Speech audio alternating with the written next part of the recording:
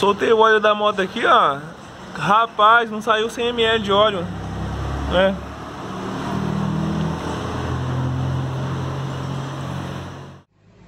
Fala, jovem. Acabei de desmontar o motor para poder verificar aqui, né? A parte de cima aqui para regular as válvulas. A corrente de comando tá ok, ó. Ela não tá com folga, né? Que a gente achou que poderia ser na corrente de comando. Aqui, ó, no parafuso da válvula ali, ó, ela desgastou, ó, a cabeça da válvula. Desgastou ali. A de escapamento não, a de admissão, que estava muito solta, ela desgastou a cabeça da válvula. Precisava fazer naquele tec-tec. Aqui o parafuso, ó, de escapamento, ó, não está muito marcado.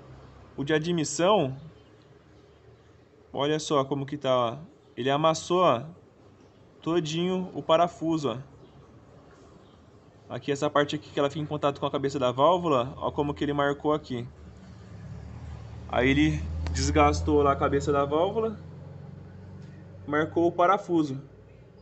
Por isso que ela tá fazendo aquele tec-tec-tec. Aí no caso aqui a gente tem que desmontar a parte de cima do motor. Vai ter que desmontar aqui. Então não é a corrente de comando. Vai ter que desmontar a parte de cima do motor para poder trocar essa válvula, né? Fazer um assentamento de válvula. E aí desmontando a gente já dá uma olhada como que tá aqui a parte do pistão. Beleza? Aí eu vou te mandar aqui o videozinho aqui e as fotos para você dar uma olhadinha ali. Por isso que ela tava fazendo aquele barulho.